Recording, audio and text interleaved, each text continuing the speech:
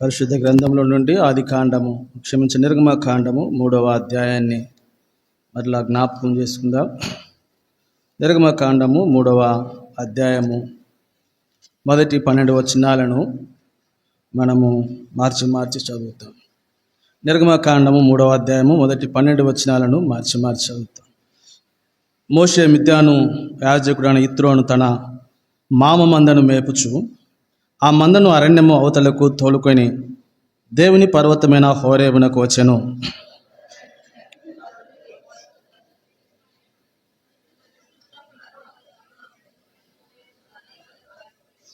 అప్పుడు మోషే, ఆ పొద ఏల కాలిపోలేదో, నేను ఆ తట్టు వెళ్ళి గొప్ప వింత చూచెదననుకునేను.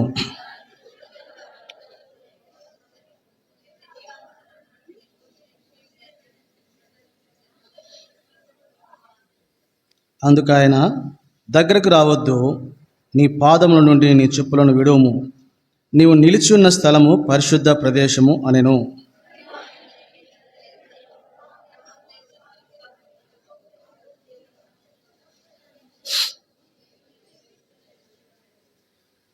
మరియు యెహోవా ఇట్లనెను, నేను ఐగుప్తులను నా ప్రజల బాధను నిశ్చయముగా చూచి తిని, పనులలో తమను కష్టపెట్టిన వారిని బట్టి వారు పెట్టిన మొరను వింటిని, వారి దుఃఖములు నాకు తెలిసే ఉన్నవి.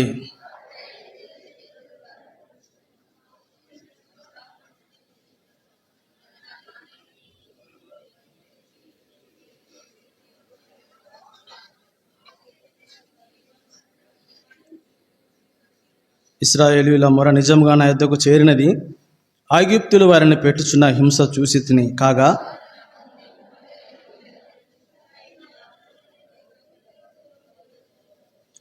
అందుకు మోషే, నేను ఫరో యొద్దకు వెళ్ళుటకును ఇశ్రాయేలీయులను ఐగుప్తులోని తోలుకొని పోవుటకును ఎంతటి వాడనని దేవునితో అనగా,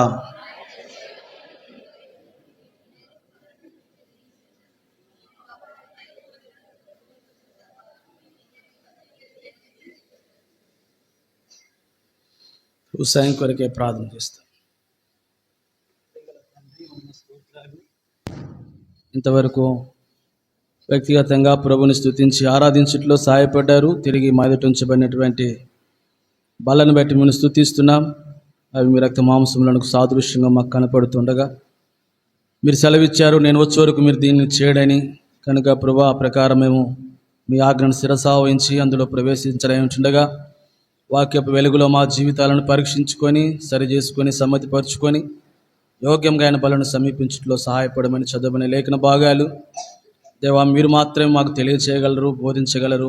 మా గ్రాహ్యము కాగలిగినట్లు మీరు మాకు బయలుపరిచి బోధించమని మీ శిరసత్వం కిందికి మమ్మల్ని తెచ్చుకొనుచు యేసయ్య పరిశుద్ధ నామమున ప్రార్థిస్తున్నాము తండ్రి, ఆమేన్.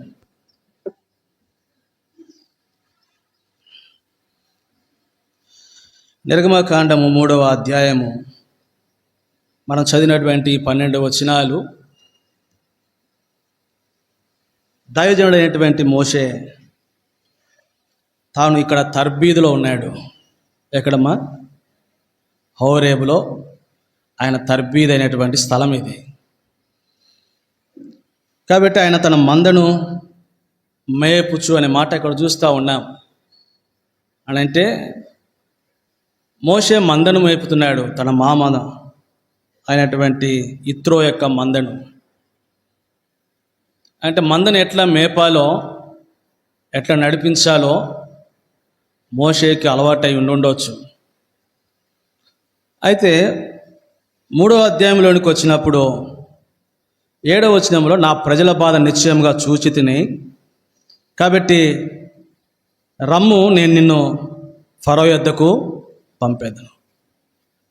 అంటే ఇప్పుడు అంతకుముందు తాను ఈ మందను మేపేటువంటి ఆ విధానము, ఇప్పుడు దానికి భిన్నంగా ప్రభు ఎవరిని నడిపించాలని తాను ఇష్టపడుతూ ఉన్నాడు అంటే తన ప్రజలైనటువంటి ఇశ్రాయేలీయుల్ని నడిపించుట కొరకై మోషేని సిద్ధం చేయాలని ప్రభు యొక్క ఉద్దేశం. కాబట్టి ఇప్పుడు అలాగ సిద్ధం చేయటానికి కొరకు మోషే ఈ యొక్క సీనాయి హోరేబు పర్వతమునందు ప్రభు తాను తర్బీదులో ఉన్నాడు అనేది మన మనసులో ఉంచుకుందాం.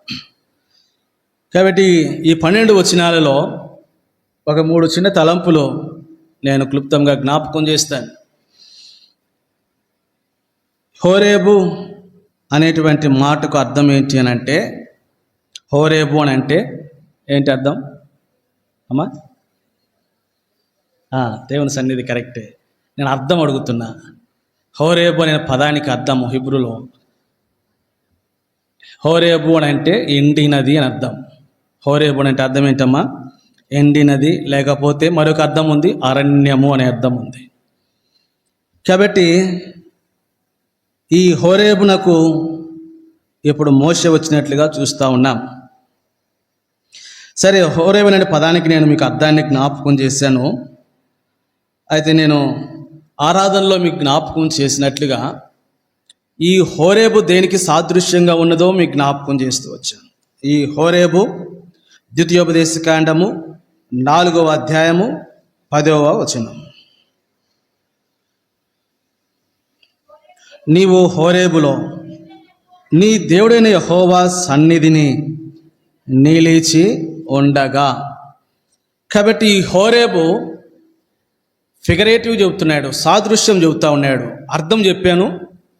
అయితే హోరేబు దేనికి సాదృశ్యంగా ఉంది అని అన్నప్పుడు, ఆ హోరేబు నీ దేవుడైనటువంటి యెహోవా సన్నిధిని అంటే, ఇప్పుడు దేవుని పర్వతమైనటువంటి హోరేబునకు ఎవరు వచ్చారు?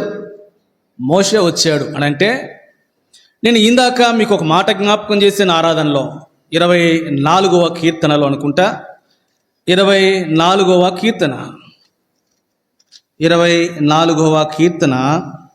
3వ వచనం. యెహోవా పర్వతమునకు ఎక్కదగిన వాడేవాడు? ఆయన పరిశుద్ధ స్థలములో నిలవదగిన వాడు ఎవడు? కాబట్టి ఇప్పుడు మోషే ఎక్కడ ఉన్నాడు అని అంటే, యెహోవా సన్నిధి అని పిలువబడినటువంటి ఆ హోరేబునకు ఇప్పుడు మోషే తీసుకురాబట్టము మనం చూస్తూ ఉన్నాం. అంటే మోషే ఎక్కడున్నాడు అని అంటే, ఆ హోరేబులో నిలిచి ఉన్నాడు. 5వ వచనంలో మనం చూడగలం ఆ మాట, నీవు నిలిచి ఉన్న స్థలము అన్నాడు. కాబట్టి ఇప్పుడు ఆయన పరిశుద్ధ స్థలములో ఇప్పుడు ఆ హోరేబునకు మోషే ఎక్కిపోగలిగినాడు. ఆ హోరేబులో మోషే నిలవగలిగినటువంటి వాడుగా ఉన్నాడు. 2 మాటలు ఇక్కడ కూడా అదే జ్ఞాపకం చేయబడుతుంది. కాబట్టి ఆ పర్వతమునకు ఎక్కదగినటువంటి వాడేవాడు? ఆ పరిశుద్ధ స్థలములో నిలవదగినటువంటి వాడేవాడు? అంటే ప్రభు యొక్క ఉద్దేశం ఇక్కడ మనకు అర్థమవుతుంది. ఈనాడు మోషేనే కాదు, ప్రభు యొక్క ఉద్దేశం ఏంటి అని అంటే, దేవుడు మనల్ని ఏర్పరచుకున్నటువంటి ఉద్దేశం ఏంటి అనేది మనం చూస్తే, దినవృత్తాంతాల 2వ గ్రంథము 29వ అధ్యాయము, దినవృత్తాంతాల 2వ గ్రంథము 29వ అధ్యాయము 11వ వచనం.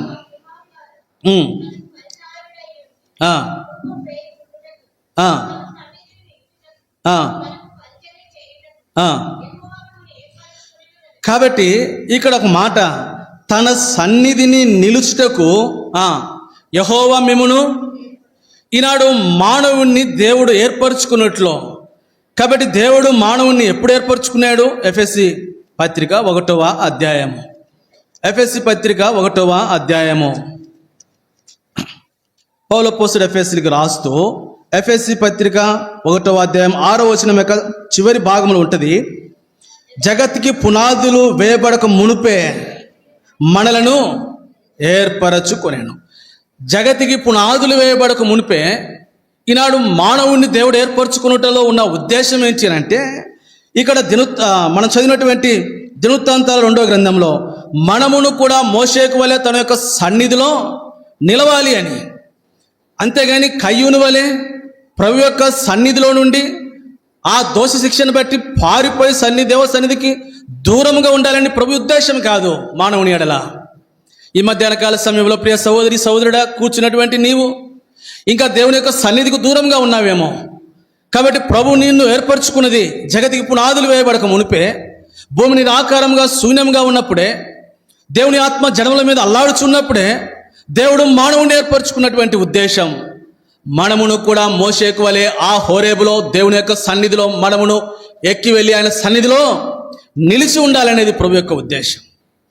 కాబట్టి అలాగూ నిలిచి ఉండాలని ప్రభుని ఏర్పరచుకుని ఉంటే, కాబట్టి ఈనాడు దేవుని యొక్క ఏర్పాటును దేవుని యొక్క సంకల్పమును దేవుని యొక్క ఏర్పాటును నీ పక్షమున, కాబట్టి దేవుడు కలిగి ఉన్నటువంటి దాని ఆ సంకల్పమును ఈనాడు నువ్వేం చేస్తా ఉన్నావు అంటే నీవు ఇంకను దానిని నిరాకరించుచూ ఉన్నావు.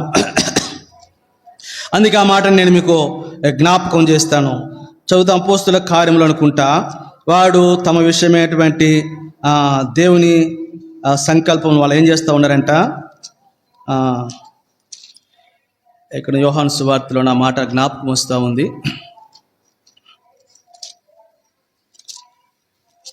తమ విషయమైనటువంటి దేవుని సంకల్పమును వారు ఏం చేశారంట, నిరాకరిస్తూ వచ్చారు.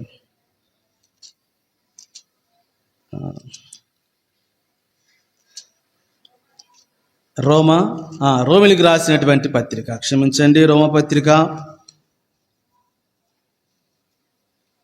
2వ అధ్యాయము, అది కాదమ్మా, ఎక్కడుంది ఆ మాట?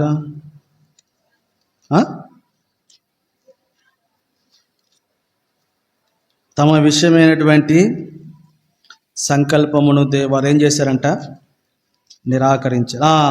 లూకాసు సువార్త 7వ అధ్యాయం, లూకాసు సువార్త 7వ అధ్యాయం. కాబట్టి అప్పుడప్పుడు మీరు కూడా సహకరిస్తే కొన్ని గుర్తొస్తాయి రెఫరెన్స్. 7వ అధ్యాయం లూకాసు సువార్త 30వ వచనం. పరిసయ్యులను తమ విషయమైన దేవుని సంకల్పమును నిరాకరించిరి. చూసారా, ఈ మధ్యాహ్నకాల సమయం దేవుడు నిన్ను ఏర్పరచుకున్న నీ ఉద్దేశమును సంకల్పమును ఇంకెంత కాలము నిరాకరించి దేవుని యొక్క సన్నిధిలో నిన్ను పారిపోయి దూరంగా ఉండగలుగుతూ వస్తావు. ఈ మధ్యాహ్నకాల సమయం మోషే ఆ హోరేబులో దేవుని సన్నిధిలో నిలిచున్నట్లు నీవును కూడా ఆ యొక్క సన్నిధిలో నిలిచి ఉండాలని ప్రభు యొక్క ఉద్దేశము అయి ఉంది అని.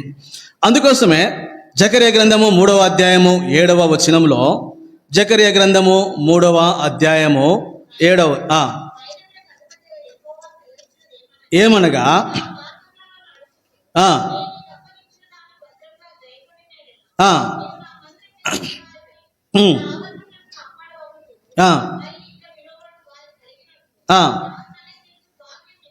కాబట్టి ఇప్పుడు అన్నాడు, నా సన్నిధిని నిలుచుట అనేది ఏంటంట, భాగ్యం.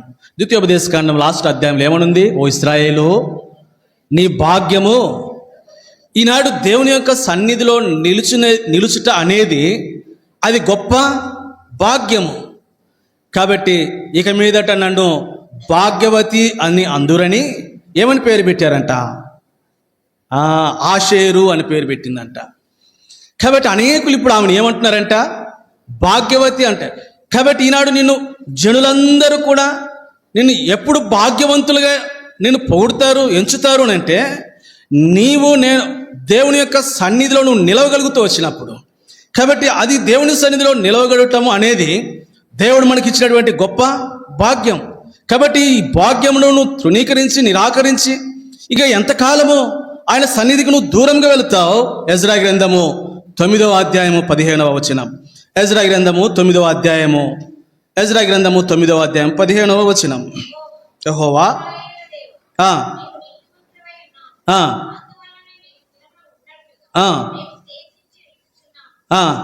చిత్తగించుము, మేము నీ సన్నిధిని ఏమై ఉన్నాము, అపరాధులము.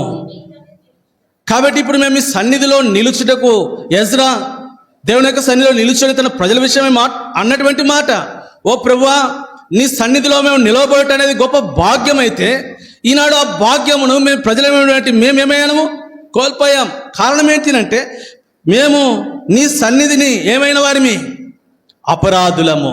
అంటే ప్రభు యొక్క సన్నిధిలో నిలుచుట భాగ్యం అయితే ప్రభు యొక్క సన్నిధిలో కాబట్టి ఎందుకు నిలవలేకపోతున్నాము అంటే మనం ఏమై ఉన్నాము, అపరాధులము. ఇప్పుడు ఎజ్రాతో కూడా కలిసి ఈ మధ్యాహ్న కాల సమయం నీవు కూడా ప్రభుత్వం మాట చెప్పగలిగితే, ఓ ప్రభా నేను ఎవరిని, ప్రభా, నేను అపరాధములు పాపములు నీ సన్నిధి నన్ను మరుగు చేసినాయి. కాబట్టి యెషయా గ్రంథంలో చదువుతాడు, విననేరక ఉన్నట్లు యెహోవా చెవులు మందం కాలేదు, చూడకున్నట్లు ఆయన కన్నుల నేత్రములు మరుగు కారణం ఏంటి? నీకును మాకును. కాబట్టి మా పాపములు అపరాధములు నిన్ను మాకు ఏం చేసినాయి? మరుగు చేసినాయి. కాబట్టి మధ్యాహ్న కాల సమయంలో ప్రభు సన్నిధిలోనికి వచ్చి, ప్రభా, మోషేకు వలె నేనును ఆ హోరేబులో నిలబడాలని ఆశ కలిగి ఉండగా నన్నును ప్రభా సన్నిధిలో నిలుచు భాగ్యము నాకు ఇవ్వమని ప్రభుని అడుగు. అలాగే నీకు భాగ్యం ఎప్పుడు ఇస్తాడు అంటే ప్రభుతో చెప్పు, ప్రభా మేమేమో ఉన్నాము, ప్రభా నేను అపరాధిని, నేను పాపిని. కాబట్టి మోషే, నువ్వు నిలిచినటువంటి స్థలం పరిశుద్ధ స్థలం, కాబట్టి నీ చెప్పులు విప్పు అన్నాడు. కాబట్టి నీ అపరాధములు పాపములు నువ్వు విడవకుండా నీవు ఆ హోరేబులో దేవుని యొక్క సన్నిధిలో నువ్వు ఎంత మాత్రమును కూడా ఏం కాలేవు, చేరి రాలేవు. ఈ మధ్యాహ్న కాల సమయంలో నీవును ఆ సన్నిధిలోనికి చేరాలి అంటే, కాబట్టి ప్రభు యొక్క సన్నిధిలో నిలుచు ఆ భాగ్యం నీకు కావాలి అంటే నేడే నీ అపరాధములను పాపములను ప్రభువైనటువంటి యేసుక్రీస్తు వారి యొద్ద ఇశ్రాయేలు ప్రజలు ఒప్పుకున్నట్లు ఎజ్రాతో కలిసి నీవును ఒప్పుకున్నట్లయితే ప్రభు ఈ గొప్ప ధన్యత భాగ్యమును నీకు ఇవ్వాలని ఇష్టపడుతున్నాడు.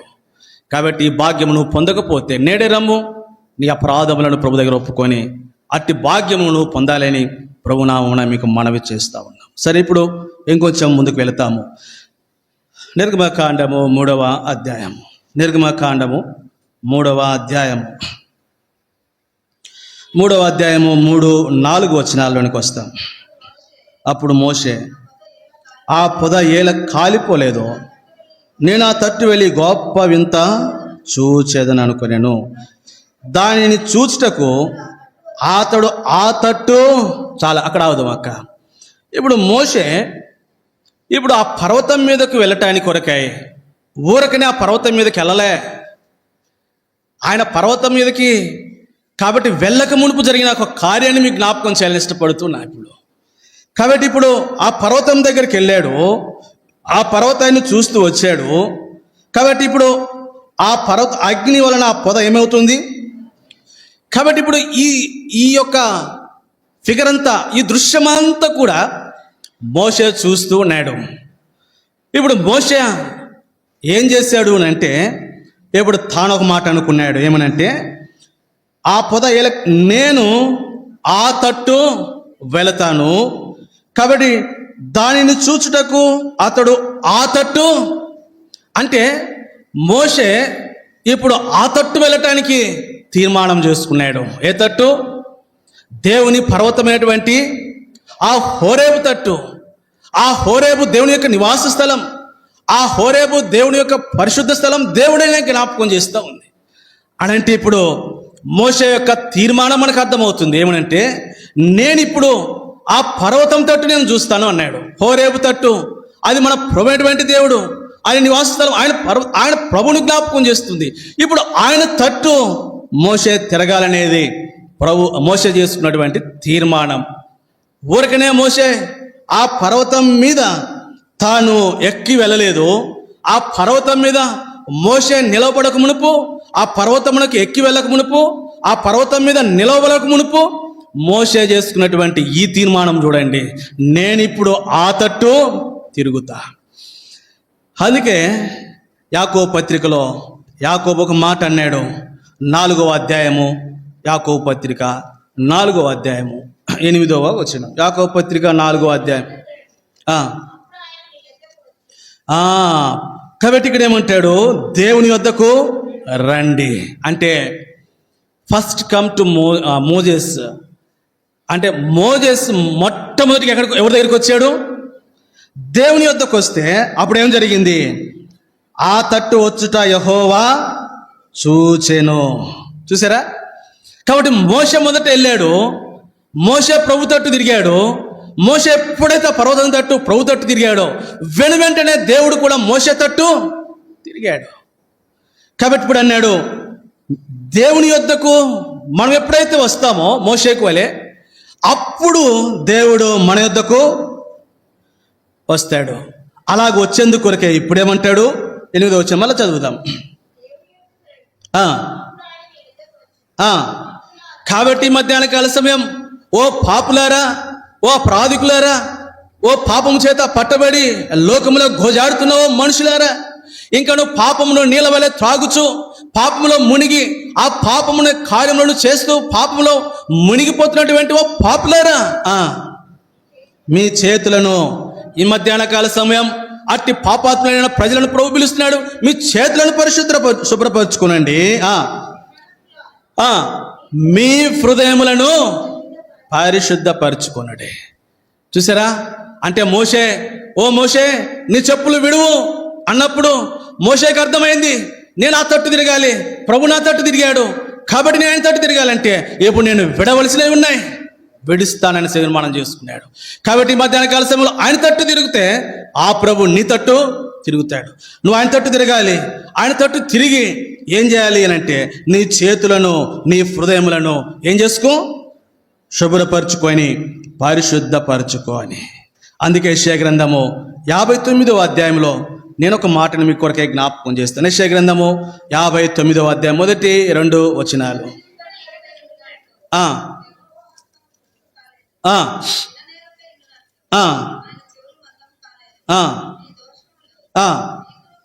మీ దోషములు మీకును మీ దేవునికి, మీ పాపములు ఆయన ముఖమును మీకు మరుగుపరచెను. చూసారా? కాబట్టి ఆయన తట్టు తిరగకుండా, ఆయన చూడకుండా, నీ పాపములు ఆ ముఖమును, ప్రభువును చూడకుండా నీ ముఖమును మరుగు చేసిన ఏంటి అని అంటే నీ పాపములు. అందుకన్నారు పాపులారా మీ చేతులను. కాబట్టి ఈనాడు ఆ మరుగైనటువంటివి ఈ పాపములు ప్రభువునకు సమీపంగా రాకుండా దేవునికి మనల్ని ఏం చేస్తూ వచ్చినాయి? ఎఫెసీ పత్రిక ఇందాక ఆరాధన చదువుతూ వచ్చాం, 2వ అధ్యాయము 12వ వచనం. ఎఫెసీ పత్రిక 2వ అధ్యాయము 12వ వచనం.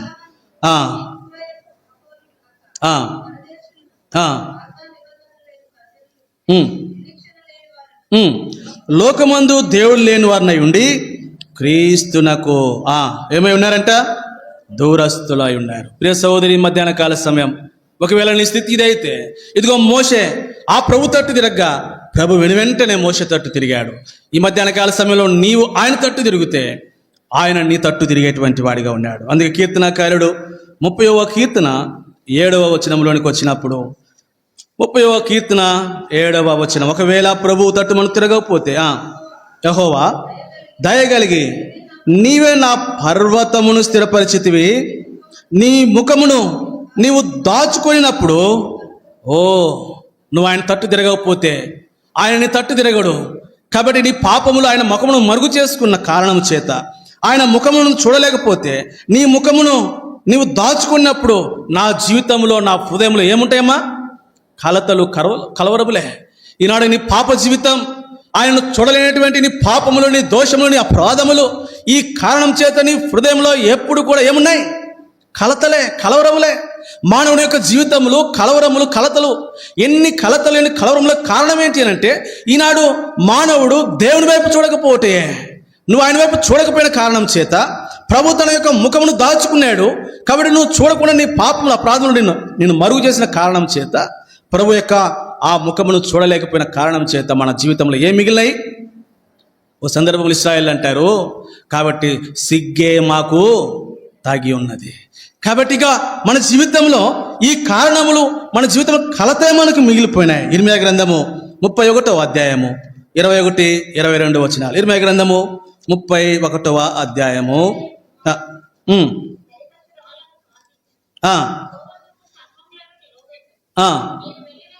నీ వెళ్ళిన రాజ్యమార్గముల తట్టు నీ మనసు నిలుపుకొనుము, తిరుగుము, ఈ నీ పట్టణమునకు తిరిగి, ఓ ఇశ్రాయేలులారా, ఓ ఇశ్రాయేలు కుమారి, కాబట్టి నువ్వు తిరుగు. ఈ మధ్యాహ్న కాల సమయంలో నీ పాపముల అపరాధములు దిమనస్కులారా, ఓ పాపులారా, ఓ ప్రాధకులారా, ఇదిగో మోషే తిరిగాడు. ఈ మధ్యాహ్న కాల సమయంలో నీవును తిరుగు, నీవును తిరుగు. నీవు ఎన్నాళ్ళు ఇటు అటు తిరుగు. ఇంకెంతకాలము నీ జీవితంలో ఇంకా అటు ఇటు తిరుగుతూ ఉంటావు? తిరగవలసినటువంటి వైపునకు నువ్వు తిరగకుండా, మోషే ఏ వైపు తిరగాడో ఆ వైపు నువ్వు తిరగకుండా, ఇంకా ఎంతకాలము నీ మనసు నిలుపుకొని ఆయన వైపు నువ్వు తిరగకుండా, ఓ ఇశ్రాయేలు కుమారి, కాబట్టి నీ మనసు నిలుపుకొని ఏం చేయి? తిరుగు. ఈ మనసును స్వాధీనపరుచుకొని ఈ సమయం ముందు ఆయన వైపు తిరుగు. అంటే ఆయన వైపు తిరగాలంటే మన మనసు మన స్వాధీనంలోనికి రావాలా? కాబట్టి అంటాడు, ఇంకెన్నాళ్ళు ఇటు అటు నీ జీవితంలో ఇంకా అటు ఇటు తిరుగుతున్నావా? ఎవరు అటు ఇటు తిరిగేది? అపవాది. యోబు గ్రంథం 1వ అధ్యాయంలో చూస్తాం. అయ్యా నువ్వు ఎక్కడి నుండి వచ్చావు అంటే, భూమి మీద నేను అటు ఇటు. ఇంకా ఎంత కాలం అంటే నువ్వు అపవాదిని అనుసరించి వాడిని అనుసరించి, కాబట్టి ఇంకా తిరగకుండా అటు ఇటు తిరుగుతూ ఉంటావు. మోషే ఆయన తట్టు తీర్మానించుకున్నట్లు ఈ మధ్యాహ్న కాల సమయం నీవు అట్టి తీర్మానంలోనికి రావాలని ప్రభు యొక్క నామమున మీకు మనవి చేస్తూ ఉన్నాం. కాబట్టి ఆయన తట్టు నువ్వు తిరుగు. ఇర్మీయా గ్రంథము 15వ అధ్యాయము 19వ వచనం. కాబట్టి యెహోవా ఇలాగు సెలవిచ్చెను, నీవు నా తట్టు తిరిగిన ఎడలా, అది ఈ మధ్యాహ్న కాల సమయంలో మిగిలిన ఆయన తట్టు తిరిగితే ఆయన సన్నిధిని నిలిచినట్లు నేను తిరిగి ఆయన సన్నిధిని వాడిని ఆయన తట్టును తిరగవలసినటువంటి వాడివి. అయితే ఇంకెన్న కాలం అటు ఇటు తిరుగుతూ ఉంటావు ఆయన తట్టు తిరగకుండా? ఇశ్రాయేలు ప్రజల గురించి నేను ఇంకొక మాట కూడా జ్ఞాపకం చేయాలి. ఇర్మీయా గ్రంథంలోనే 3వ అధ్యాయము 22వ వచనంలో, ఇర్మీయా గ్రంథము 3వ అధ్యాయము భ్రష్టులైన బిడ్డలారా తిరిగి ఏమంటాడు ఇశ్రాయేలు? ఓ భ్రష్టులైనటువంటి వారులారా తిరిగి రండి, నేను మిమ్మల్ని ఏం చేస్తాను? బాగు చేస్తా. నీ పాపములను, నీ అపరాధములను, నీ దోషములను. కాబట్టి మీరు తిరిగి వచ్చినట్లయితే నేను మిమ్మల్ని ఏం చేస్తానంటున్నాడు ప్రభు? బాగు చేస్తా. మోషే తిరిగాడు ఆ వైపు, ప్రభు వైపు. నువ్వు ప్రభు వైపు తిరిగితే ప్రభు నీ వైపు తిరుగుతాడు. కాబట్టి నువ్వు ఎప్పుడైతే నీ వైపు తిరుగుతారో ప్రభు నిన్ను బాగు చేసేటువంటి వాడు. హోషేయ గ్రంథము 6వ అధ్యాయము 1వ వచనం. హోషేయ గ్రంథము 6వ అధ్యాయము 1వ వచనం. హోషేయ గ్రంథము 6వ అధ్యాయము. మనము యెహోవా యొద్దకు మరలుదము రండి, స్వస్థపరచును. తీర్మానం చేసుకుందాం ఈ మధ్యాహ్న కాలం, మనము యెహోవా తట్టు తిరుగుదాము రండి. ఎప్పుడైతే నువ్వు ఆ తీర్మానంలోనికి వస్తావో ప్రభు నిన్ను స్వస్థపరుస్తాడు, ప్రభు నిన్ను బాగు చేస్తాడు. అంతేకాదు 6వ వచనంలోనికి వస్తాము. 3వ వచనం 3వ వచనం. యెహోవాను గూర్చిన జ్ఞానం సంపాదించుకుందాం రండి.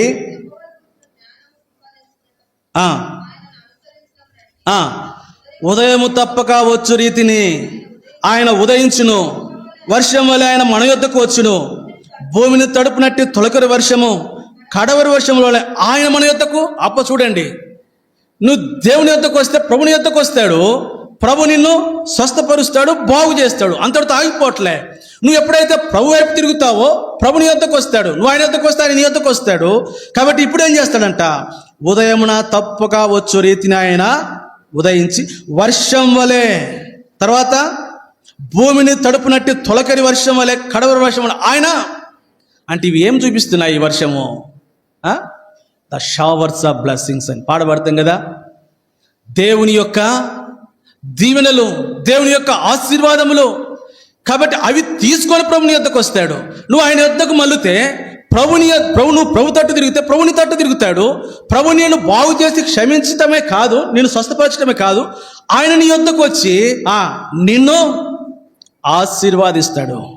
కాబట్టి ఎలాగంటే ఉదయమున తప్పకుండా వచ్చే రీతిని ఆయన ఉదయించి వర్షం వలె, తర్వాత భూమిని తడుపునట్టు తొలకడి కడవరి వర్షం వలె ప్రభు తన యొక్క దీవెనలను మీ యొద్దకు తీసుకురావాలని ప్రభు ఇష్టపడుతున్నాడు. ఎప్పుడు అనంటే నీవు ఆయన యొద్దకు మరలినప్పుడు ఆయన ఎత్తు తిరుగుతాడు, ఆయన నిన్ను స్వస్థపరుస్తాడు, ఆయన నిన్ను బాగు చేస్తాడు, ఆయన తన దీవెనల వర్షము మీపై కుమ్మరిస్తాడు. అయితే అనేక సార్లు ఇశ్రాయేలు ప్రజలు ఇవి పొందలేకపోవటానికి గల కారణము, ఒక మాటను మీకు జ్ఞాపకం చేస్తాను. హెజ్కేలు గ్రంథము 8వ అధ్యాయము. హెజ్కేలు గ్రంథము 8వ అధ్యాయము. హెజ్కేలు గ్రంథము 8వ అధ్యాయము 16వ వచనము. యెహోవా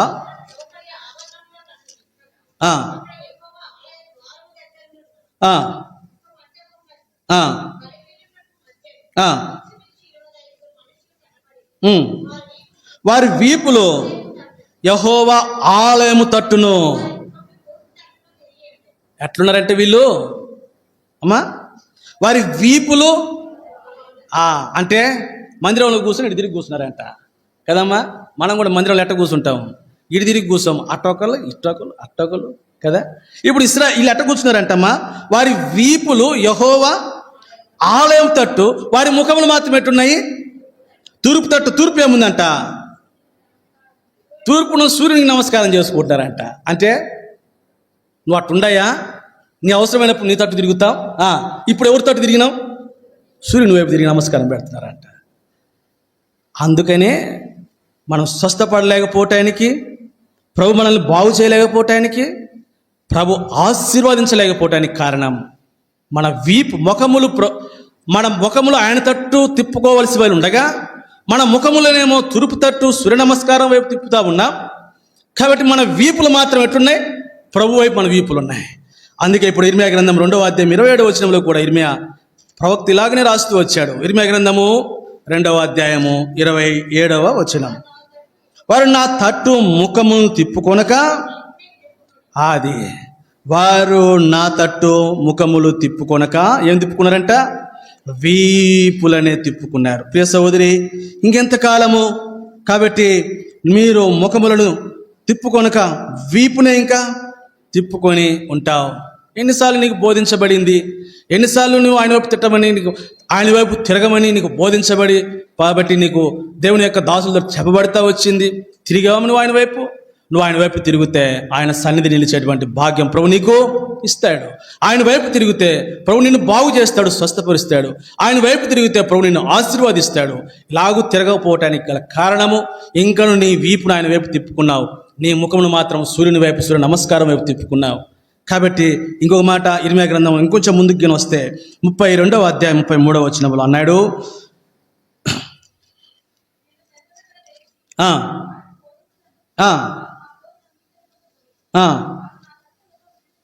వారు నా తట్టు ముఖమును తిప్పుకొనక, వారు నా బోధన అంగీకరింపక, వారు నా తట్టు ముఖం తిప్పుక వీపునే. కాబట్టి ప్రియ సహోదరి, మధ్యాహ్న కాల సమయం మోషే తన ముఖమును ఆ తట్టు తిప్పుకున్నాడు. ఎప్పుడైతే మోషే ఆ తట్టు తిరిగాడో, ప్రభు కూడా తన వైపు తిరిగాడు. ఈ మధ్యాహ్న కాల సమయం ఆ పర్వతం మీద ఉండదగినటువంటి వాడు ఎవడు అనంటే, ఎవరి ముఖములు ప్రభు వైపు తిప్పబడతాయో. కాబట్టి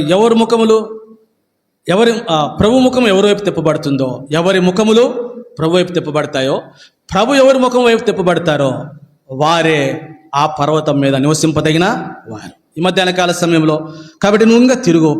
మోషే వంటి ఈ తీర్మానం నీ జీవితంలో నువ్వు చేసుకోవాలని మనవి చేస్తా ఉన్నావు.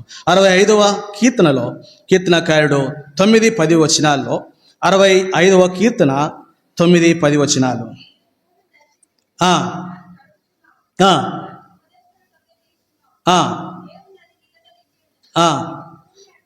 చదవండి. ఇవన్నీ కూడా దేవుని యొక్క, నీవు దాన్ని ఆశీర్వాదించుచున్నావు, 10వ వచనం చివరిగా. కాబట్టి నువ్వు ఆయన వైపు తిరిగితే ఈ ఆశీర్వాదాలన్నీ కూడా ప్రభు నీకు ఇచ్చేవాడిగా ఉన్నాడు.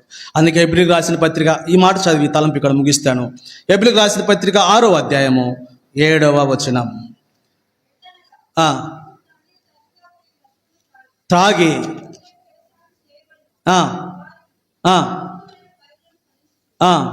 దేవుని ఆశీర్వచనము అది. ఆయన వైపు తిరిగితే దేవుని యొక్క ఆశీర్వచనము నీవు పొందుతావు. అలక్ష్యం చేయొద్దు.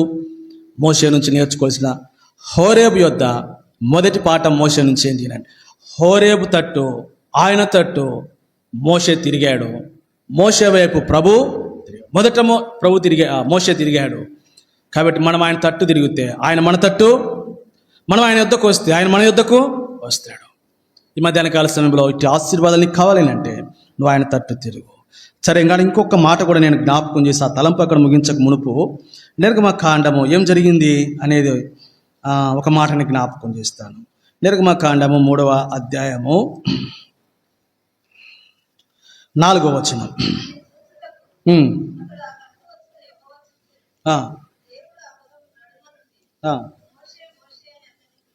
ఎప్పుడైతే మోషే ఆయన తట్టు తిరుగుతూ వచ్చాడో, ఆయన ప్రభు ఆయన తట్టు తిరుగుతూ వచ్చాడు. ఇప్పుడు ప్రభు ఏమన్నాడు అంటే, ఏమన్నాడమ్మా, మోషే మోషే అని అతనిని అంటే, ఇప్పుడు ప్రభు మోషేని ఏమై ఉన్నవాడు, ఎప్పుడు పేరు పెట్టి పిలుస్తామమ్మా, బాగా పరిచయం లేని వాడిని ఏమంటాం? అయ్యో పెద్ద ఆయన. కాబట్టి మా రెండో అన్నయ్య ఉన్నాడు, ఆయనకి మొత్తం బోల్డ్ హెడ్డే, ఏముండదు, మొత్తం పోయినాయి, ఇక్కడ ఉంటాయి కొంచెం. కాబట్టి ఆయన వయసు చిన్నప్పుడే అట్లా అయింది.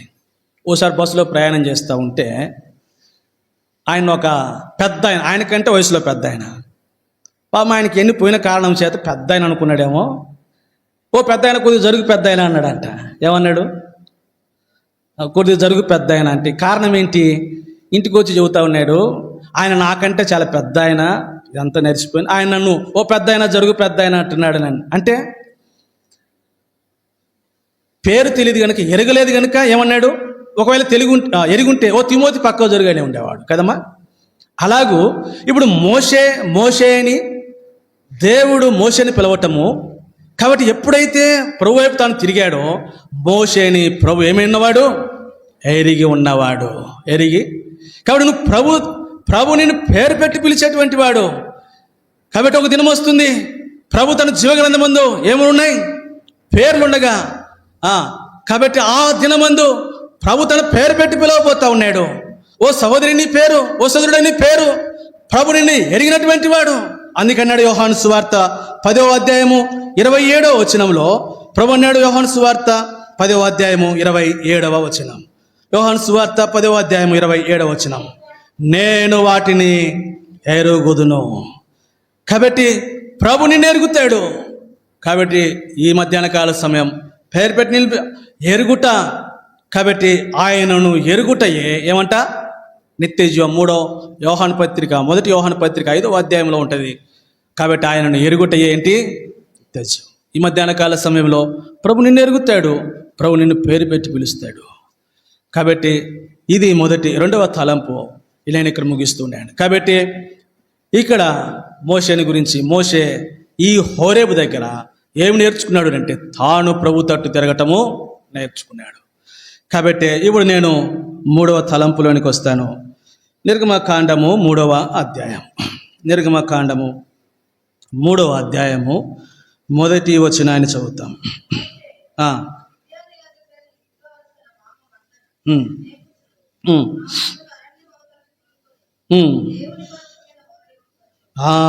దేవుని పర్వతమైన హోరేబునకు వచ్చెను. అక్కడికి రాకముందు ఇంకొక మాట ఉంది. అక్కడ ఏముంది? ఎక్కడ ఉన్నాడంట? అరణ్యమునకు ఆవల వైపు ఉన్నాడు. కాబట్టి ఈ హోరేబు యొక్క పర్వతమునకు రాకమునుపు, నేను అదే చెప్తున్నా, ఇక్కడే మోషే తాను సంపూర్ణంగా తర్బీదులో ఉన్నాడు. అంటే తన దేవుని కూర్చున్నటువంటి సంపూర్ణ జ్ఞానమును ఇక్కడ హోరేబులో పొందాడు. కాబట్టి ఇప్పుడు ఆయన హోరేబునకు రాకముందు ఆయన ఎక్కడున్నాడు అంటే అరణ్యం యొక్క ఆవతల వైపు ఉన్నాడు. అంటే ఇది ఏం చూపిస్తుంది? కాబట్టి hidden man, the place of hidden. మోషే ఎక్కడో దాగపడి ఉన్నాడు. ఎక్కడ దాగపడి ఉన్నాడు అంటే ఈ అరణ్యమునకు ఆవల వైపు ఉన్నాడు. అరణ్యమునకు ఆవలి వైపు ఉన్నాడు. అక్కడ దాగి ఉన్నట్లుగా మనకు అర్థమవుతుంది మోషే యొక్క జీవితంలో. కాబట్టి మనము తెరచి చూస్తే మోషే ఎప్పుడు కూడా తన జీవితంలో ఏం నేర్చుకున్నాడు అంటే, కాబట్టి తాను దాగి ఉండటం నేర్చుకున్నాడు. మనం గిన ఈ నిర్గమకాండము 2వ అధ్యాయంలోనికి మనం వెళ్ళి చూస్తే 3వ వచనంలో, కాబట్టి తన తల్లి మోషేని ఎక్కడ దాచిపెట్టింది? జమపెట్లో దాచిపెట్టింది. కాబట్టి 3 మాసం. హెబ్రీయులకు రాసిన పత్రిక 11వ అధ్యాయం 23వ వచనంలో ఫరో యొక్క ఇంట అక్కడ కూడా దాగి ఉన్నాడు మోషే.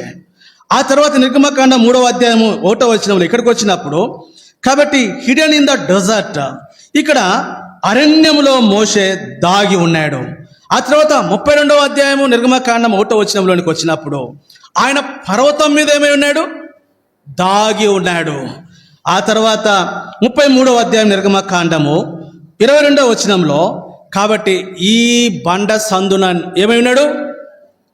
ఇది మోషే యొక్క అనుభవం. అంతేకాదు 34వ అధ్యాయము ఆయన మరణించినప్పుడు ఆయన సమాధి ఎక్కడుందో ఎవరికి తెలియదు. అంటే కాబట్టి హిడెన్ ఇన్ ద గ్రోవ్, అంటే ఆయన సమాధిలు కూడా ఏం చేయబడి ఉన్నాడు? దాచబడి ఉన్నాడు. ఇవన్నీ మనం చూస్తూ వచ్చినప్పుడు మోషే యొక్క తర్బీదు ఇక్కడ మనకు అర్థమవుతుంది.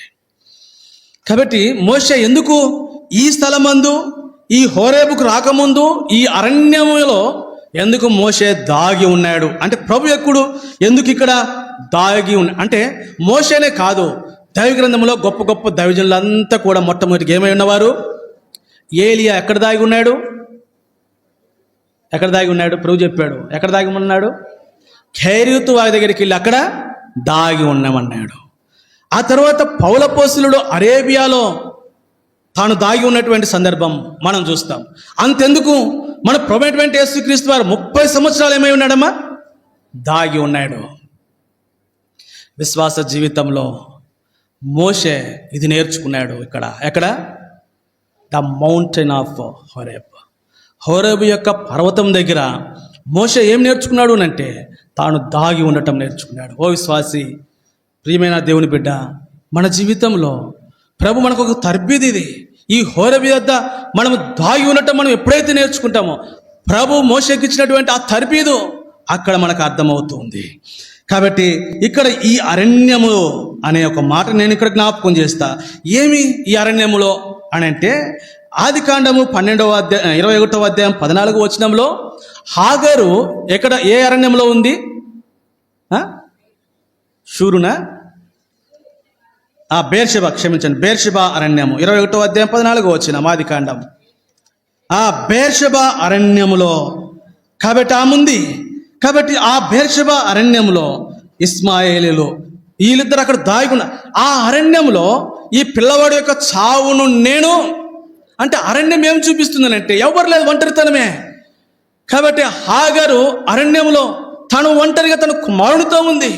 అంటే అనేక సార్లు ఈ అరణ్యం ఈ పరిస్థితులు మనకు జీవితంలో అనుమతించబడటం అది మన యొక్క ఒంటరితనం, ఎవరు లేనటువంటి నిస్సహాయమైనటువంటి స్థితిని ఈ అరణ్యము జ్ఞాపకం చేస్తూ ఉంది. మత్తయి సువార్త 14వ అధ్యాయము 13వ వచనంలో, మత్తయి సువార్త 14వ అధ్యాయం 13వ వచనం, ఈ అరణ్యము ఇంకొక మాట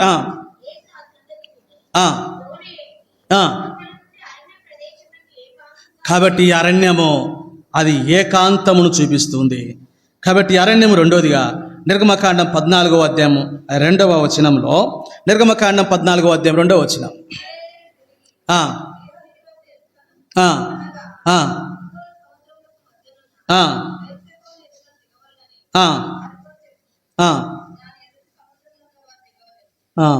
ఫరో ఇశ్రాయేలును గూర్చి వారి దేశంలో చిక్కబడి ఉన్నారు, అరణ్యము వారిని అది. ఇప్పుడు దేవుడు మోషేని ఎక్కడ తీసుకువెళ్ళాడమ్మా? అరణ్యమౌతులకు తీసుకెళ్ళాడు. అంటే ఇప్పుడు మోషే ఒక్కడెక్కడ ఉన్నాడు? తను ఏకాంతత, తాను నిస్సహాయమైనటువంటి స్థితిలో, పలకరించేవారు లేరు, సహాయం చేయవాడెవరు? తను మొరపెట్టి కేకలు పెట్టినప్పుడు ఈ బేర్షెబా అరణ్యంలో ఇస్మాయిల్ కేకలు పెడుతున్నప్పుడు హాగర్ను కూడా పట్టించుకున్నటువంటి వారు ఎవరు లేరు. ఇటువంటి పరిస్థితులు మన జీవితంలో ఇక్కడ వచ్చేసరికే ఈ అరణ్యము మూసివేయబడినటువంటి పరిస్థితి. అవును, విశ్వాస జీవితంలో నీ ఒంటరితనం, నీ ఏకాంతత, ఇటువంటి పరిస్థితులు మూసివేయబడి దారులన్నీ మూసుకుపోతా ఉన్నాయి. అంటే అక్కడ ప్రభు నీకు ఏదో ఒక పాఠమును నేర్పించాలని వీటన్నిటిని కూడా ఏం చేస్తాడు? మూసివేస్తాడు, ఒంటరితనాన్ని నేర్పిస్తాడు. కాబట్టి నీ అరిచిన నీ కేకలు వినపడవు. ఇటువంటి భయంకరమైనటువంటి ఆ ఒంటరితనం మోషే యొక్క జీవితంలో ఎదుర్కొన్నాడు. మోషేకి అన్ని దారులు మూసివేశాడు ప్రభు. అక్కడ ఆ పరిస్థితుల మధ్య మోషేను అక్కడ దాచుతూ వచ్చాడు, అక్కడ ఇప్పుడు తర్బీదు అవుతూ వచ్చాడు. కాబట్టి ఇప్పుడు మోషే ఈ తర్బీదు అక్కడ అవుతూ వచ్చినప్పుడు, కాబట్టి మోషే యొక్క జీవితంలో మొత్తం కూడా 3 40 ఉంటాయి కదమ్మా. ఒక 40 ఎక్కడున్నాడు? ఐగుప్తులో ఉన్నాడు. రెండవ 40 ఎక్కడున్నాడు? అరణ్యంలో ఉన్నాడు. 3వ 40 ఎక్కడున్నాడు? హోరేబులోనే ఉన్నాడు. లేదంటే ఆ తర్వాత ఇశ్రాయేలు నాయకుడిగా ఉన్నాడు. సరే, ఈ 4 40 3 40 120 సంవత్సరాలు. కాబట్టి ఎందుకు ఇలాగూ దాచబడతా వచ్చాడు మోషే ఇక్కడ అని అంటే, మోషే మొదటి 40 సంవత్సరాలు ఐగుప్తులో ఉన్నాడు కదా. ఇప్పుడు అక్కడికి వస్తాం. అపోస్తుల కార్యములు 7వ అధ్యాయం 22వ వచనంలో స్తెఫనీ మాట అంటా వచ్చాడు. అపోస్తుల కార్యములు 7వ అధ్యాయము 22వ వచనం, మోషే ఐగుప్తుల సకల విద్యలను అభ్యసించి మాటల యందును కార్యముల యందును ప్రవీణుడై. అంటే ఈ 40 సంవత్సరములు మోషే ఐగుప్తులో ఉన్నాడు. ఐగుప్తులో మోషే మామూలుగా లేడు, సకల విద్యలను అభ్యసించాడు, మాటల యందు కార్యముల యందు ప్రవీణుడై ఉన్నాడు. మరి ఈ 40 సంవత్సరాలు అక్కడ కార్యముల యందు నేర్పరయ్యాయి కాబట్టి సకల విద్యలు నేర్చుకున్నప్పుడు ఇది సరిపోలే ఎవరికి. ఆ తర్వాత 40 సంవత్సరాలు ఇప్పుడు ఆ అరణ్యంలో తాను ఉంచి అక్కడ నేర్పించాడు ప్రభు. అంటే మోషే అనుకున్నాడు, నేను 40 సంవత్సరాలు నేర్చుకున్నటువంటి ఈ ఐగుప్తుల యొక్క సకల విద్యలు, మాటల యందు కార్యముల యందు నేర్పరితనము ఇదిగో నా ప్రజలైనటువంటి ఇశ్రాయేలు నడిపించడం, ఇది నీకు సరిపోదు. అందుకని ఇప్పుడు ఎక్కడ తీసుకుని వచ్చాడు అమ్మా? హోరేబు దగ్గర ఉన్నటువంటి ఆ అరణ్యంలో ఎప్పుడు తాను ఈ 40 సంవత్సరాలు అక్కడ తాను నేర్పించడానికి తీసుకుని వచ్చాడు. ఇప్పుడు 3వ అధ్యాయంలోనికి వద్దాం. నిర్గమకాండము 3వ అధ్యాయం 6వ వచనంలో, నిర్గమకాండము 3వ అధ్యాయం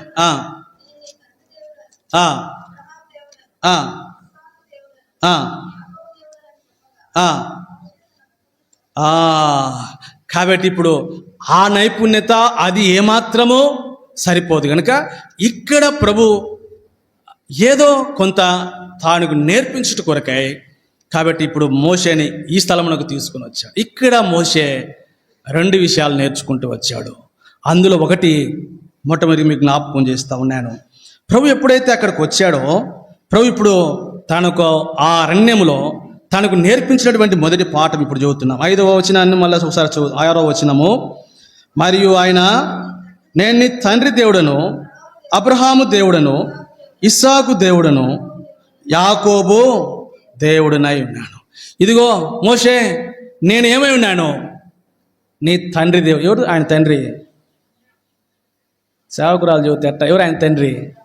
తల్లి. రైట్, మంచిది. కాబట్టి అమ్రాము ఏకెబెత్ అన్నాడు. ఓ మోషే, నేను అమ్రాము దేవుడను, నేను అబ్రహాము దేవుడను, నేను యాకోబు దేవుడను, నేను ఇస్సాకు దేవుడను. అయితే నువ్వు ఎరగవలసింది ఇంకోటి ఉంది. ఏంటి? అపోస్తుల కార్యములో ఒక మాటని నేను జ్ఞాపకం చేస్తాను. 7వ అధ్యాయము క్షమించండి 10వ అధ్యాయం 42వ వచనం. అపోస్తుల కార్యములు 10వ అధ్యాయము 42వ వచనం.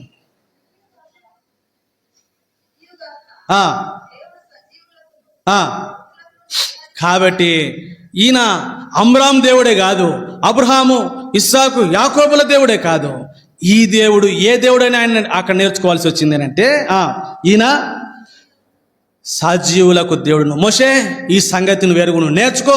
నేనెవరిని అంటే నేను సజీవులకు దేవుడు. అంటే మోషే తన దేవుని గురించినటువంటి సంపూర్ణమైనటువంటి జ్ఞానం ఎక్కడ పొందాడు అని అంటే ఇక్కడే ఈ అరణ్యంలో దాచి అక్కడ నేర్పించాడు మోషేకి నేర్పించింది ఏంటి అంటే, ఈ దేవుడను నీ తండ్రి దేవుడినే కాదు, అబ్రహాం, ఇస్సాకు, యాకోబు దేవుడినే. నేనెవరికి? సజీవులందరికీ కూడా నేనెవరిని? దేవుడు. ప్రకటన గ్రంథం 1వ అధ్యాయం 18వ వచనంలో, కాబట్టి ఆయన గురించి ఈ మాట చదువుతా. ప్రకటన గ్రంథం 1వ అధ్యాయం 18వ వచనం. నేను మొదటి వాడను, కడపటి వాడను, జీవించువాడను, మృతున్నైతిని గాని ఇదిగో యుగ యుగములు ఏమై ఉన్నాను. అది ఈ సంగతి దేవుని గురించినటువంటి ఈ జ్ఞానము నేర్పించుట కొరకై దేవుడు 40 సంవత్సరాల అరణ్యంలో మోషేని ఉంచాడు. కాబట్టి అనేకసార్లు మన జీవితంలో ఇటువంటి మూసుకుపోయినటువంటి పరిస్థితులు ఎందుకు అనుమతించబడతాయి అని అంటే, కాబట్టి దాని నుంచి దేవుని గురించి మనము తెలుసుకునేందుకు కొరకై, దేవుని గురించినటువంటి సంపూర్ణమైనటువంటి జ్ఞానం మనం పొందేందుకు కొరకై ఈ పరిస్థితులు మన జీవితంలో అనుమతించబడతా వచ్చినప్పుడు మనకు అర్థమవుతుంది ఈ దేవుడు ఆయన సజీవులకు దేవుడు అని. ఇంకొక మాట నిర్గమకాండం 3వ అధ్యాయం 11వ వచనంలో, నిర్గమకాండము ఇప్పుడు ఇంకొక మాట చదవండి అక్క.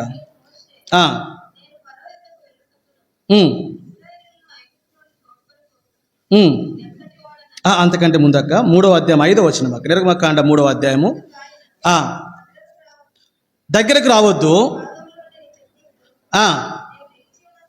నీవు నిలుచున్నటువంటి స్థలము అంటే ఇప్పుడు అర్థమైంది మోషేకి. ఆయన సజీవుడైన దేవుడే కాదు, ఆ దేవుడు ఎవరంట? పరిశుద్ధుడైనటువంటి దేవుడు. కాబట్టి నీ పాదములు ఇప్పు, అక్కడ పరిశుద్ధతని గురించి తర్బీదైతా వచ్చాడు. అందుకే మోషే తాను పెద్దవారైనప్పుడు ఎలాగో తాను ప్రొటెక్ట్ చేసుకున్నాడు మనకు అర్థమవుతుంది తర్వాత ఆయన జీవితాన్ని స్టడీ చేస్తే. కాబట్టి ఇప్పుడు మొట్టమొదటిగా ఏం నేర్చుకున్నాడు ఇక్కడ అని అంటే, దేవుని గురించినటువంటి అతి శ్రేష్టమైన జ్ఞానమును మోషే ఈ స్థలంలో పొందుతూ వచ్చాడు. రెండోదిగా ఆయన అక్కడ ఏమి నేర్చుకున్నాడు అనేది మనం చూస్తే, ఇప్పుడు 3వ అధ్యాయం, ఇప్పుడు వద్దాం 11వ వచనానికి.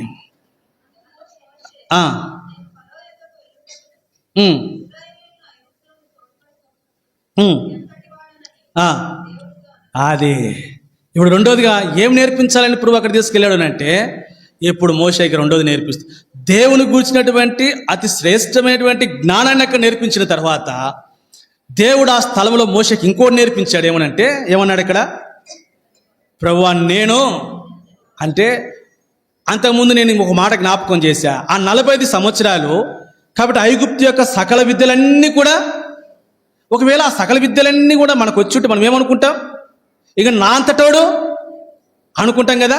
ఇప్పుడు మోషేని ఇక్కడ తీసుకుని వచ్చి ఇక్కడ మూసివేసి పరిస్థితులన్నీ కూడా ప్రతికూలం చేసి అక్కడ నేర్పించాడు. ఏమని, ఇప్పుడు మోషేకి అర్థమైంది, ప్రభువా నేను ఎంతటి వాడను. అంతకుముందు అపోస్తుల కార్యములు 7వ అధ్యాయము 25వ వచనంలో ఒక మాటని జ్ఞాపకం చేసుకుందాం. మరలా అపోస్తుల కార్యములు 7వ అధ్యాయము 25వ వచనం, తన ద్వారా తన సహోదరులకు దేవుడు రక్షణ దయచేయుచున్న సంగతి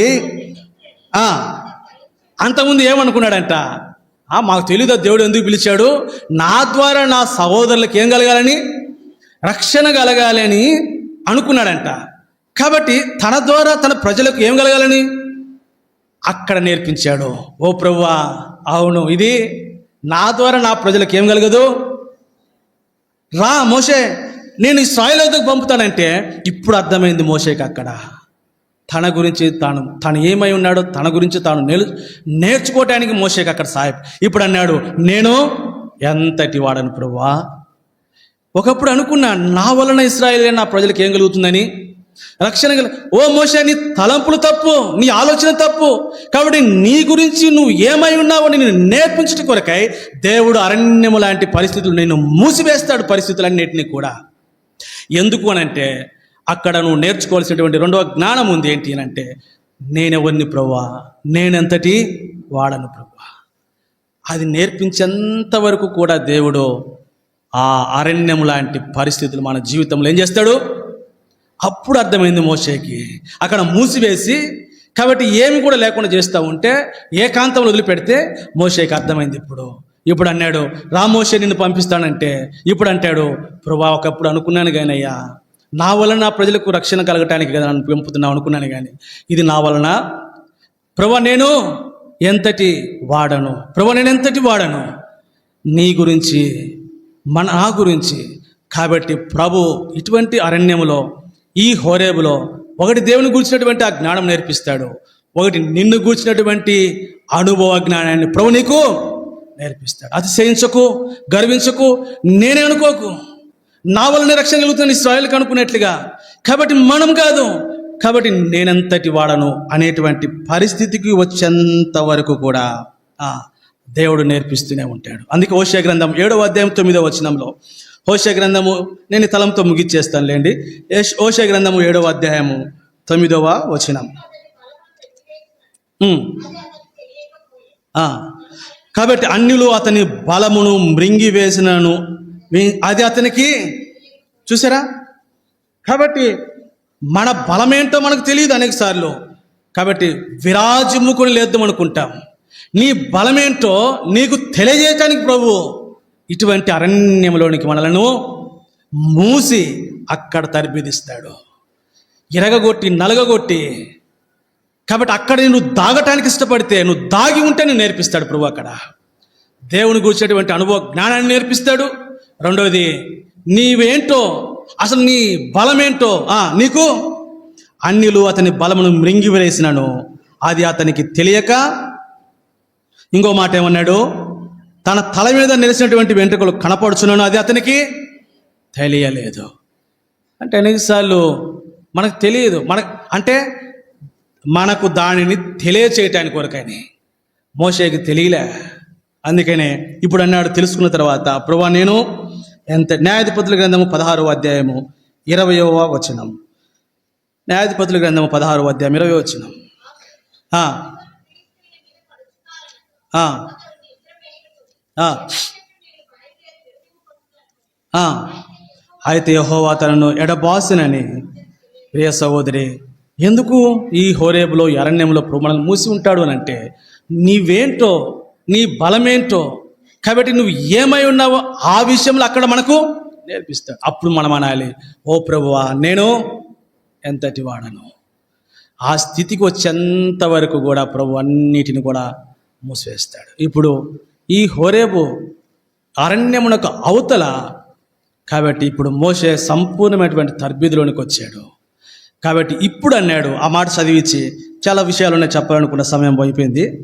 ఇప్పుడు ఆ మాటని జ్ఞాపకం చేసుకుని 3వ అధ్యాయము నిర్గమకాండము 10వ వచనం చదివి మనం ప్రభువులోనికి వెళ్తాము. కాగా రమ్ము, నిన్ను ఫరో యొద్దకు పంపెదను. ఇవన్నీ నేర్పించిన తర్వాత ఇప్పుడు అన్నాడు మోషే, ఇంకా రమ్ము, ఇప్పుడు నిన్ను ఎక్కడికి పంపిస్తాను? ఫరో యొద్దకు.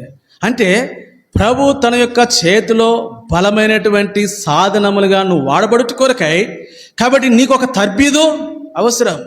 ఈనాడు దేవుని యొక్క దాసులు సేవకులకే కాదు, ఈనాడు నీకు ఒక తర్బీదు, నీకు నువ్వు నేర్చుకునుట, నీవు ఒక తర్బీదు అంటే నువ్వు దాచబడటం, అక్కడ నువ్వు తర్బీదు అవ్వటం నీకు అంతైనా అవసరం.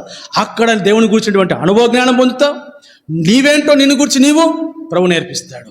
ఇప్పుడు అన్నాడు మోషే, ఇప్పుడు రమ్ము, ఇప్పుడు నేను ఎక్కడికి పంపుతాను? ఫరో యొద్దకు పంపుతాను. ఆ తర్వాత మోషే బలమైనటువంటి వాడిగా తన ప్రజలైనటువంటి ఇశ్రాయేలుని ఎక్కడ తీసుకొచ్చాడమ్మా? ఐగుప్తులో నుంచి వెలుపలికి తీసుకుని వచ్చాడు. ఇక్కడ నేను 5 విషయాలు చెప్పాలనుకున్నా. అంటే ఈ స్థితిలోనికి వచ్చిన తర్వాత మోషే యొక్క జీవితంలో 5 విషయాలు, 5 P's అని రాయబడింది. Letter P. నేను ఊరికి అవి చదివించి ప్రార్థన చేస్తాను. ఇక్కడికి వచ్చిన తర్వాత తాను ఇప్పుడు ఏమి నేర్చుకున్నాడు అని అంటే, ఇప్పుడు 10వ వచనాన్ని చదువుతాం. 3వ అధ్యాయము 10వ వచనం. ఫరో యొద్దకు పంపేది అంటే ఐ విల్ సెండ్ ది, అంటే the Lord's proposal, first pay. ఇప్పుడు దేవుడు మోషేకి ప్రపోజల్ చేశాడు. అంటే ఇప్పుడు మోషేని ప్రతిపాదించాడు. మోషే, ఇంకా నువ్వు వెళ్ళు, నేను నిన్ను ప్రతిపాదిస్తున్నా. అందుకే మనము దావీదును కూడా దేవుడు ప్రతిపాదించాడు. యెషయా కుమారులలో, ఇదిగో ఇతను నేను ఏర్పరచుకున్నటువంటి వాడు. సమూయేలు చెప్పాడు, నువ్వులే తైలపు బుద్ధి తీసుకుని ఇతను ఏం చేయి. పౌలు యొక్క మోషే యొక్క జీవితంలో ఫస్ట్ ప్రియ ఏంటి అంటే, దేవుడే మోషేని ఏం చేశాడు? ఇప్పుడు ప్రపోజ్ చేశాడు. కాబట్టి ఇది ఫస్ట్ ప్రి. అదేంటి అంటే ఐ విల్ సెండ్ ది అనేది దేవుడే మోషేని ప్రపోజల్ చేశాడు. రెండవదిగా ఇప్పుడు 12వ వచనాన్ని చదువుతాం. కాబట్టి రెండోది, నిశ్చయముగా నేను నీకు, I will be with the, నిశ్చయముగా నేను నీకు ద లార్డ్స్ ప్రజెన్స్. మోషే రెండవ పి ఏంటంటే దేవుని యొక్క ప్రజెన్స్ని మోషే సంపూర్ణంగా అందుకే నిర్గమకాండం 33వ అధ్యాయం 15వ వచనంలో అన్నాడు, నీ సన్నిధి రాని ఎడల నీవు నన్ను తోడుకో. కాబట్టి ఇప్పుడు మోషే సంపూర్ణంగా దేవుని యొక్క సన్నిధిని అనుభవించాడు. కాబట్టి రెండవ పి ఏంటి అంటే ద లార్డ్స్ ప్రజెన్స్. 3వ పి ఏంటి అంటే 17వ వచనం. పాలు తేనెలు ప్రవహించు దేశమునకు అనగా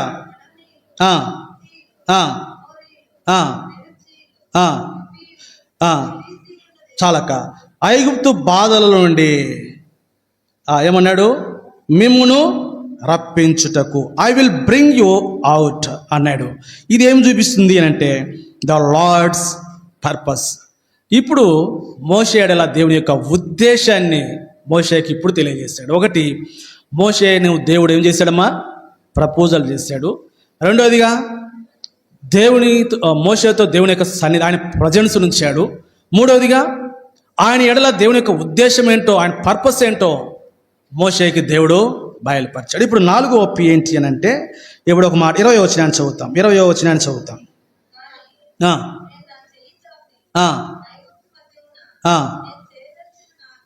చాలక I will stretch fourth my hand అన్నాడు. ఇదేం చూపిస్తుందంటే ద లార్డ్స్ పవర్, దేవుని యొక్క శక్తిని మోషేకు తెలియజేస్తూ వచ్చాడు ప్రభు.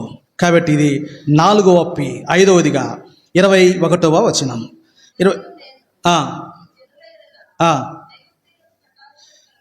కాబట్టి I will give these people forever అంటే ఆరేళ్ళ నీకు కటాక్షము అంటే ఏం చూపిస్తుందంటే ద లార్డ్స్ ప్రొవిజన్.